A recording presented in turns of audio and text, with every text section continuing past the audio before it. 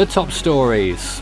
The Sydney wildfire continues to burn in New South Wales, some areas still at risk.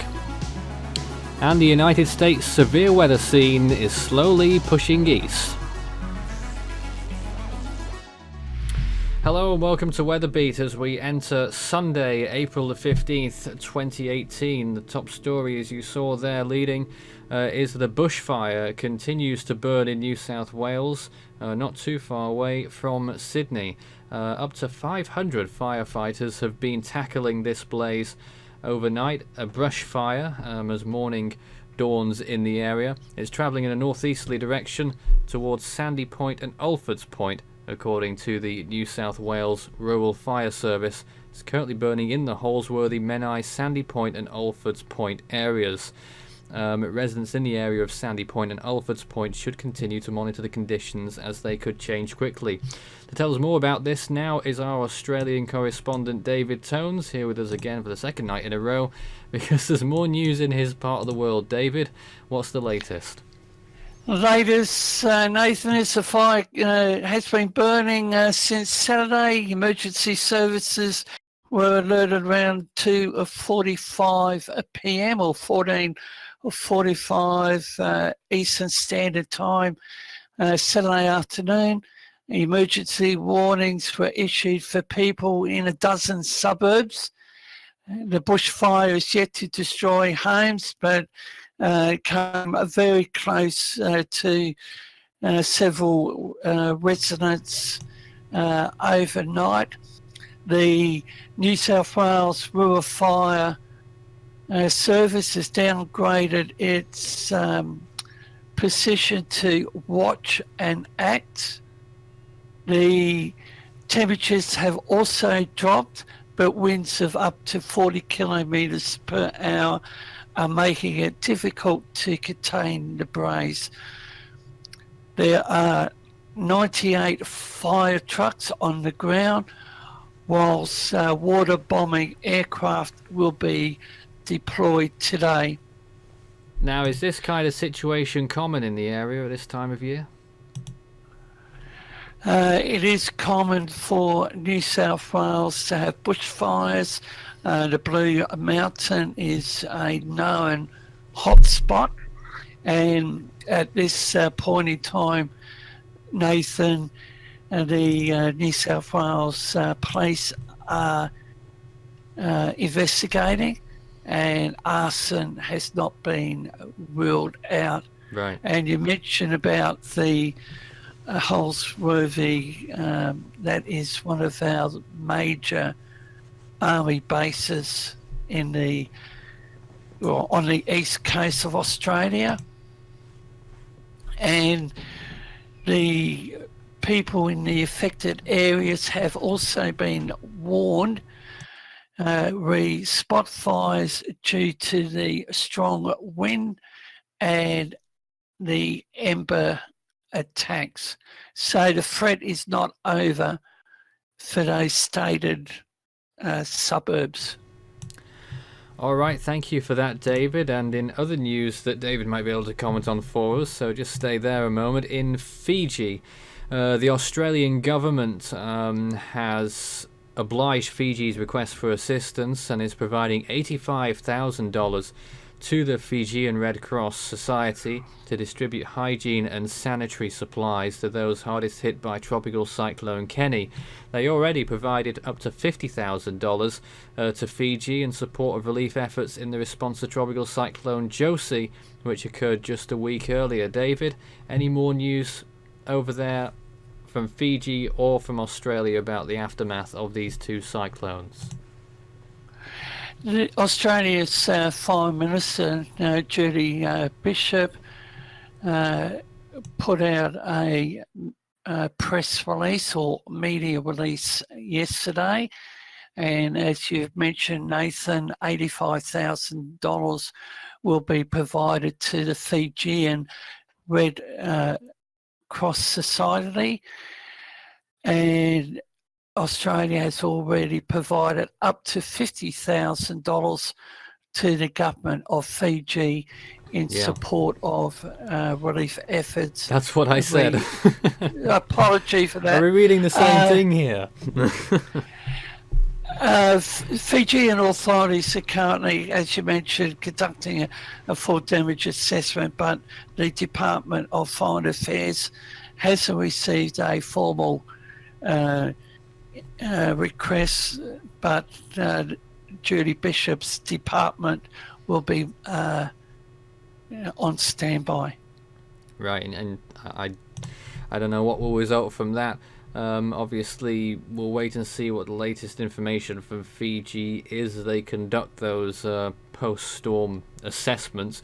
What we do know is that at least 9 people have been killed from Cyclone Kenny as it moved through, and more than 8,000 people displaced in one way or another during the storm. David, any other comment on that? Just finally that Australia is on standby to provide more assistance. All right, as I'm sure New Zealand is as well. That's the latest from that part of the world. Now let's move on to our other story. In Kenya, a man has died as flooding rains continue to displace thousands of families, those numbers set to rise. More of southeastern Oregon is slipping into drought conditions after a lack of snow. The Hawaiian island of Oahu was hit with heavy rain yesterday, causing flooding and power outages. Kauai is still under a flash flood warning at this time. And let us know about the weather in your backyard. If you have a local story or any footage for us, do send it in at any of our social outlets or directly by email, contact@force13.com.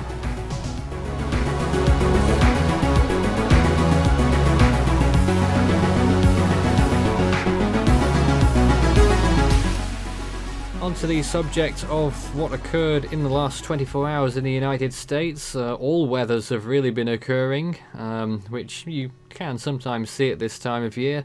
Blizzards in parts of the northern plains area of the United States, with tornado alerts and significant thunderstorms and flooding concerns as well. A little bit of everything in the central and creeping in towards the eastern part of the United States.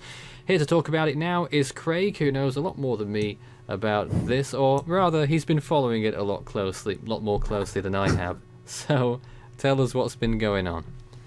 Well, in the last 24 hours, we pretty much, going back to yesterday, we pretty much had a tornado outbreak, which the strongest tornado as of known hit Mountainburg, Arkansas, and this was a very large, fast-moving wedge tornado, which unfortunately did do damage. The damage, from what I've seen presented, looks to be around, say, from my estimate anyway, looks to be around high-end EF2, maybe low-end EF3 damage. Then there was another confirmed tornado reported by a NOAA Hurricane Hunter's plane, believe it or not, which was also in Louisiana, I believe. And then pretty much from there, the storms all merged into one, becoming a giant squall line moving eastward, as the threat's supposed to start slowly diminishing over the next, say, 24 hours or so before completely leaving the US shores. We saw some pictures yesterday that were posted in some Force 13 media outlets of those storms developing over the plains area as that light was fading, the beautiful Ghost 16 imagery. Was any of that involved in this? Is that where it came from? Yeah. Okay, well, that's a short and sweet answer. How many tornadoes, how much impact on the ground do we know? Well, as I said, the Mountainburg tornado did do damage, and apparently, well, there was actually a video of a couple in a car that got hit by the full force of the tornado in Mountainburg, and they are very lucky to be alive. Let's put it that way. It's pretty horrifying to watch. This giant rain-wrapped tornado comes lunging out at them, across the highway and physically picks their car up and throws it. That shows you why not to drive into rain-wrapped tornadoes, even though you can't see them. Listen to the warnings. They're not there for the good of the National Weather Service personnel's health. They're there to protect the public. But this tornado was extremely dangerous, let alone because it's rain-wrapped. It was very fast-moving, along with pretty much most of the tornadoes that night. Some of the ones in Louisiana were moving around 50 miles an hour or so. A few were rated EF1s, depending on damage, and some were rated. The Mountainberg is unknown. Okay. But last night was a complete mess in terms of high precipitation supercells. Yeah, what's the outlook coming into Sunday, maybe even Monday? The outlook going into tomorrow, the storm threat's supposed to have nearly diminished completely, but there is a slight chance of severe weather on the pretty much near enough the whole eastern seaboard of the U.S., stretching from Jacksonville, Florida, Charlotte, North Carolina, Virginia Beach, Miami, Florida, and Raleigh, North Carolina. That's a slight chance. Marginal is from Baltimore, Washington, Arlington, and Alexandria and Columbia. And then pretty much afterwards into Monday, the threat's supposed to be all gone, where it's supposed to be just another area of thunderstorms. But going on to this, on day 7, the Storm Prediction Center have caught wind a week in advance that there could be a chance of severe weather in Texas. The areas could be affected are Lubbock, Texas, Amarillo, Texas, Albany, Texas. Do forgive me if I've slaughtered that.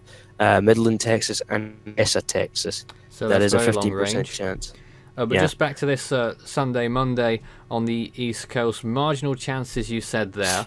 In your experience, how likely is that to materialize, and what sort of are we looking at? Sporadic, isolated, severe storms, or what? Well, looking at the setup right now, they're in a giant line. So pretty much what you're looking at is what would be the leading edge would be your storms. They would be your significant squall line storms. But I wouldn't be surprised if you do see the odd severe thunderstorm warning, maybe tornado warning as well. But the threat for slight risk will probably be around 2 to 5% chances of tornadoes.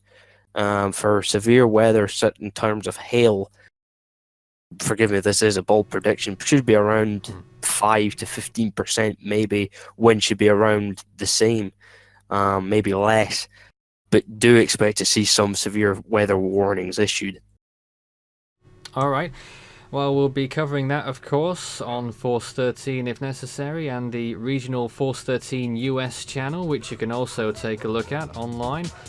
Search it on YouTube, one of our sister channels, which we also have members producing content.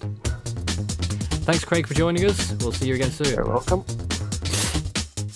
Well, that's all for now. Here's the list of storm names for tropical cyclones this year in 2018 around the world.